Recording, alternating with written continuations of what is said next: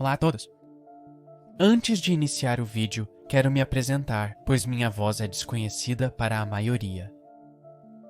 Sou TJ Roche, escritor e produtor dos principais documentários investigativos do nosso canal. Eu apresentei a ideia do Cold Case Detective quase 5 anos atrás e vi seu crescimento de uma pequena minissérie no Top 5 para um canal do YouTube e podcast profissionalmente gerenciados, com uma transmissão simultânea no Amazon Prime Video. É uma honra e um privilégio anunciar que, nas próximas semanas, meu papel no canal Cold Case Detective aumentará, pois emprestarei minha voz para as narrações dos futuros documentários de investigação principal, bem como alguns vídeos de lista de tempos em tempos.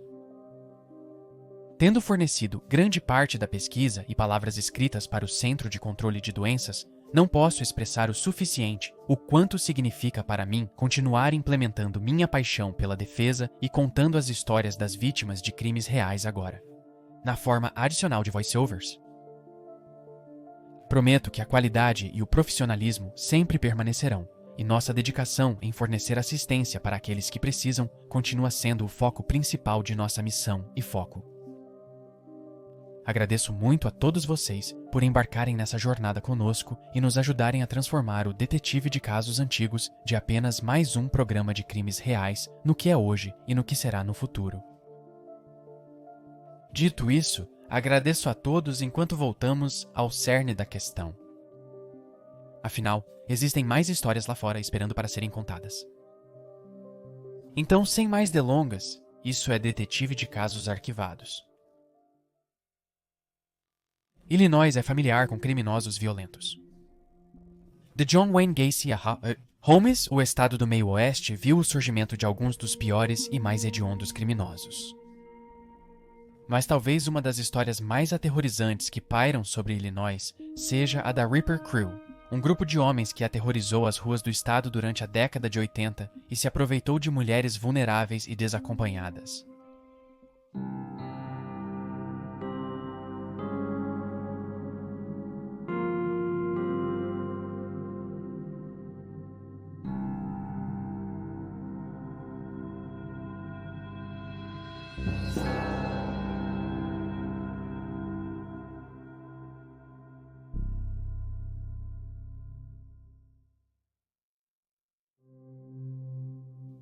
A Ripper Crew era composta por 4 homens: Robin Gucht, nascido em 1953, Edward Spritzer, nascido em 1961, e 2 irmãos, Andrew e Thomas Gogorales.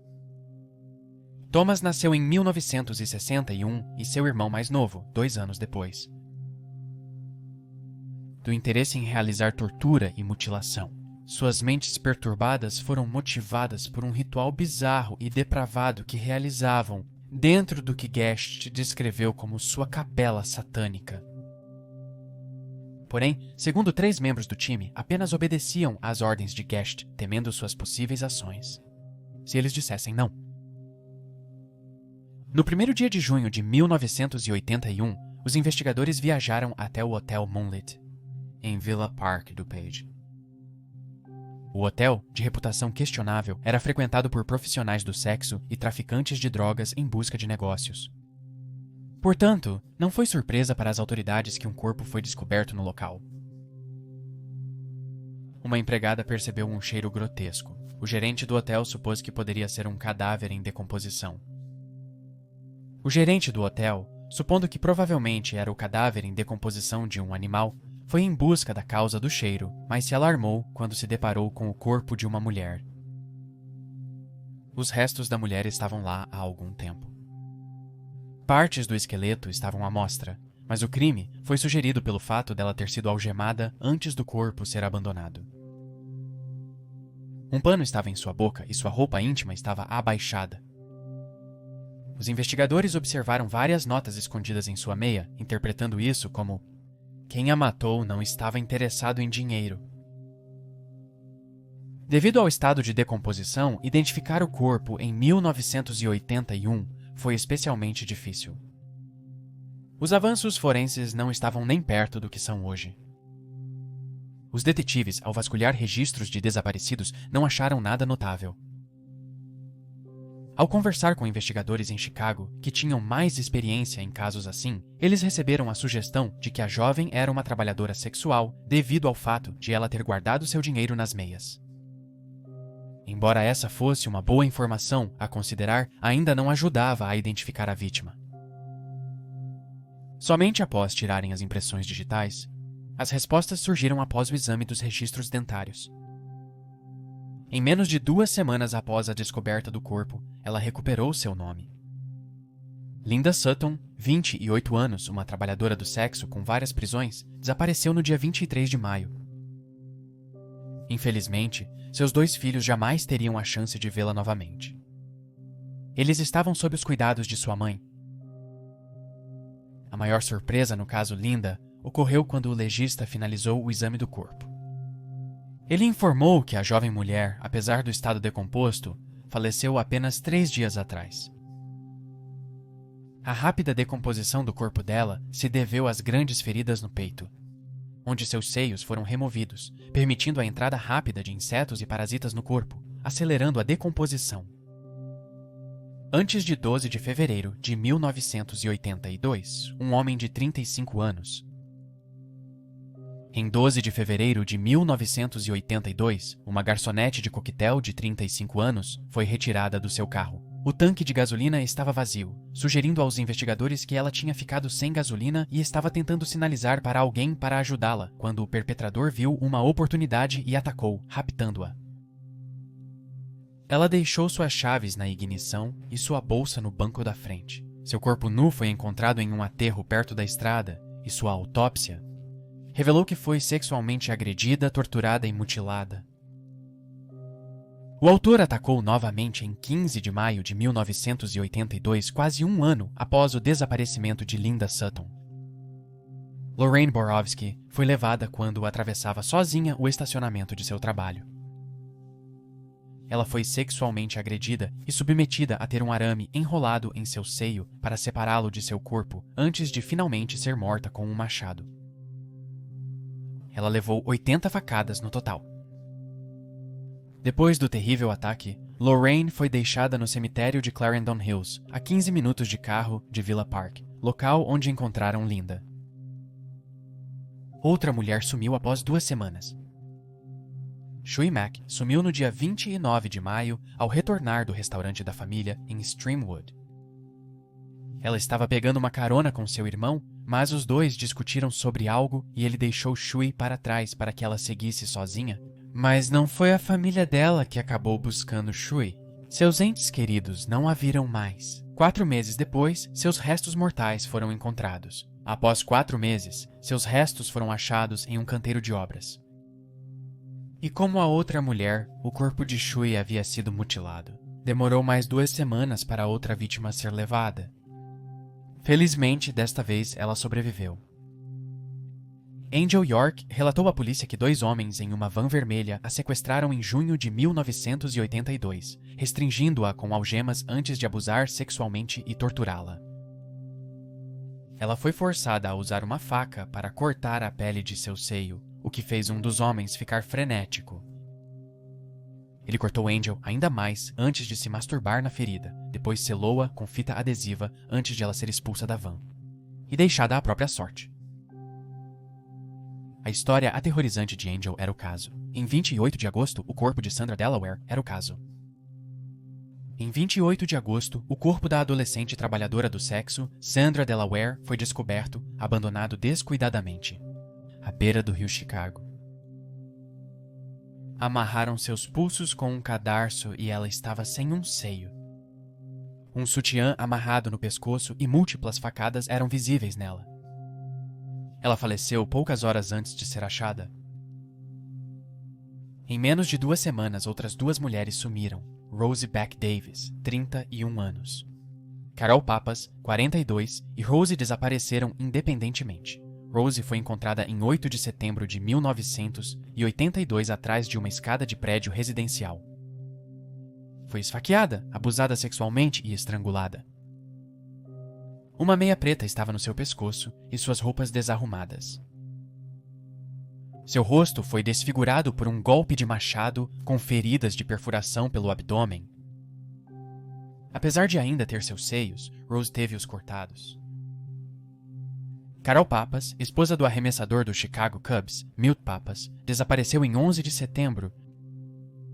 Inicialmente pensava-se que ela foi vítima da equipe Ripper, mas seu corpo foi encontrado em um lago 5 anos após desaparecer em 1987, sendo sua morte oficialmente declarada como afogamento acidental.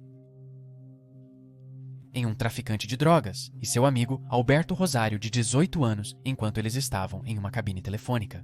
O tiroteio em movimento ocorreu no dia 6 de outubro. Segundo confissão posterior de Edward Spritzer, 6 de outubro. Segundo confissão posterior de Edward Spritzer, Guest ordenou que ele reduzisse a velocidade enquanto dirigiam. Ele pegou 2 armas do carro e mandou Spritzer parar.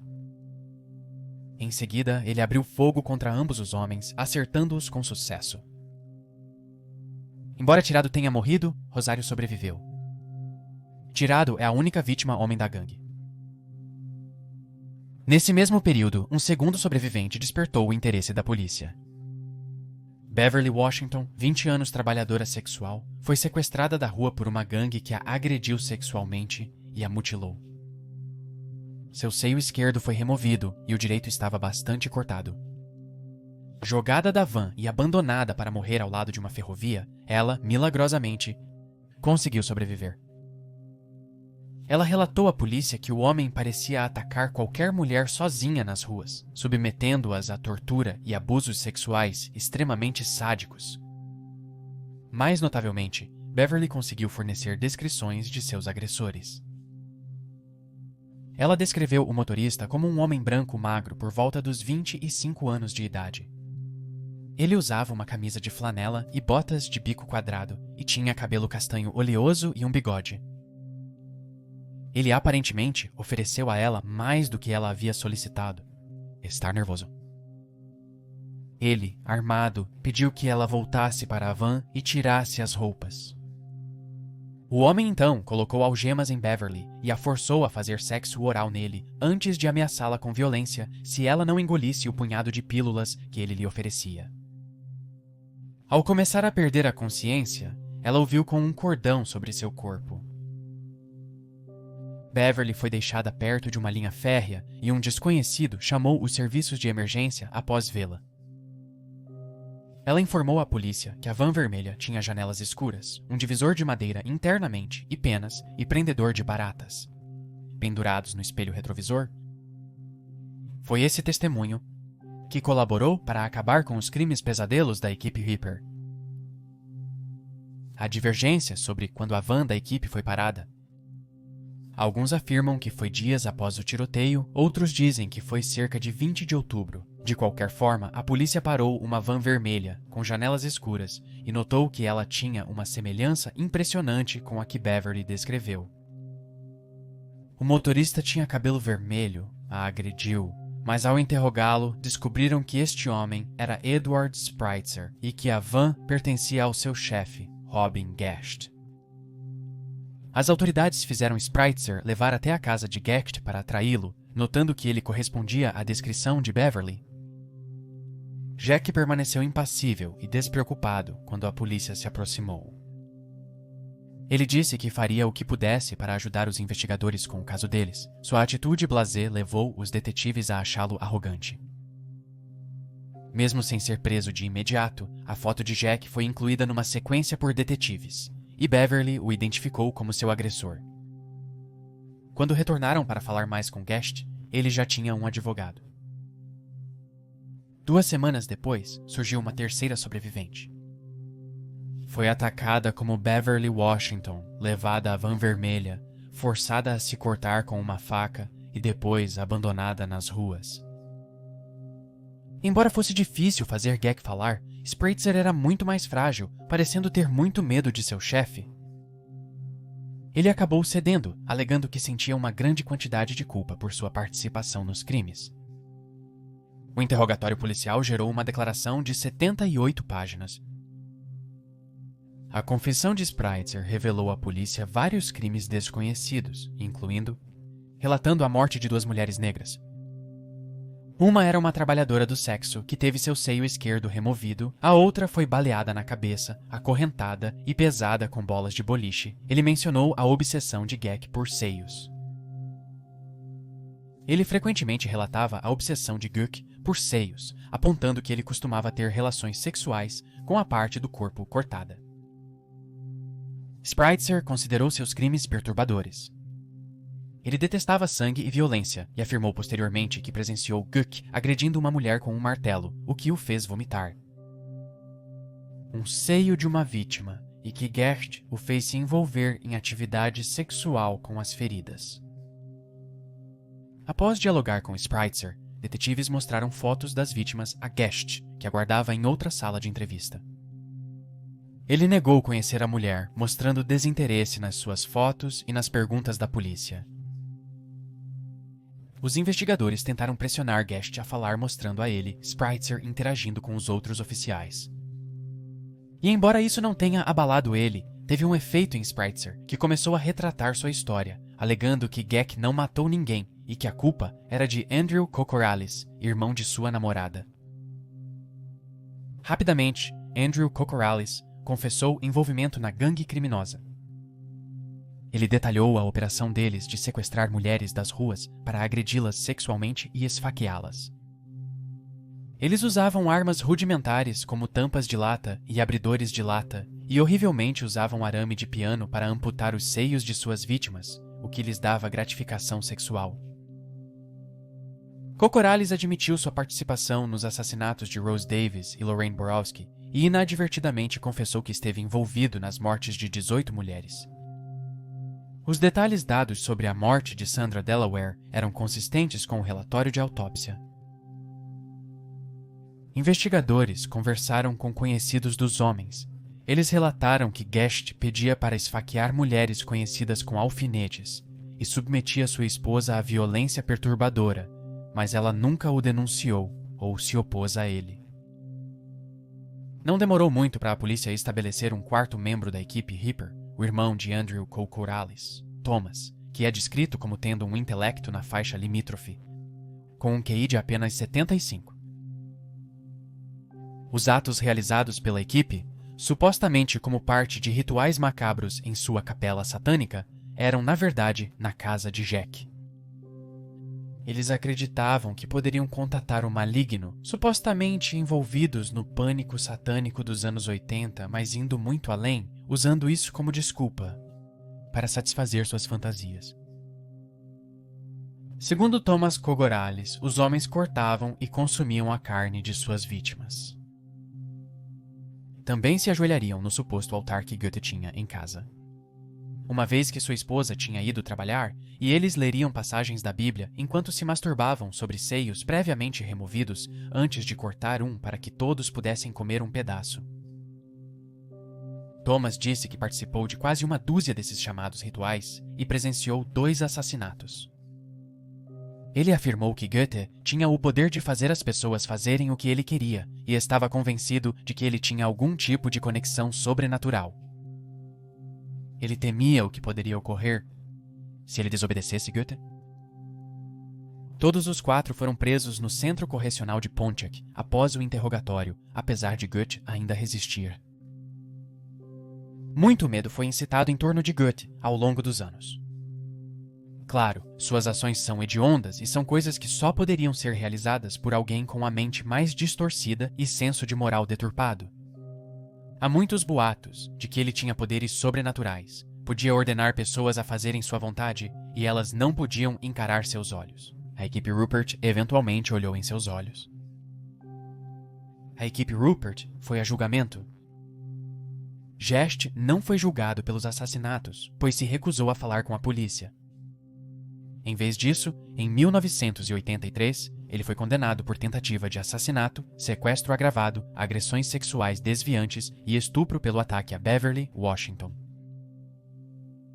Foi sentenciado a 120 anos de prisão.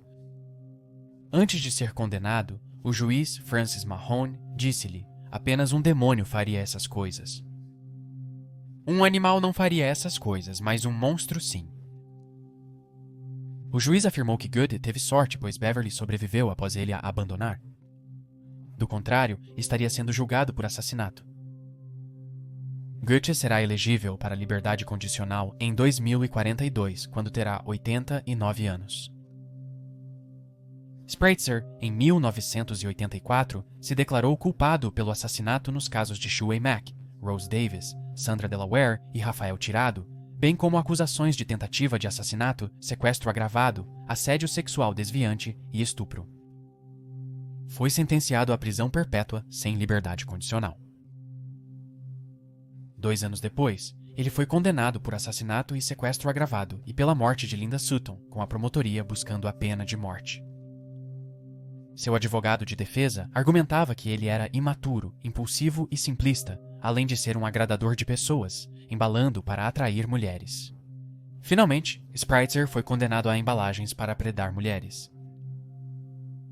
Spritzer foi condenado à morte, mas em 2003 sua sentença foi comutada para todos os presos do corredor da morte. Em 1985, Andrew Koukouras foi condenado por assassinato, sequestro agravado e estupro na morte de Rose Davis. Assim como com Spritzer, seu advogado destacou que ele era mais um seguidor e agradador do que um líder. Foi sentenciado à prisão perpétua, sem liberdade condicional, e a 2 injeções letais em 17 de março de 1999 pela morte de Lorraine Borowski. Injeção letal em 17 de março de 1999.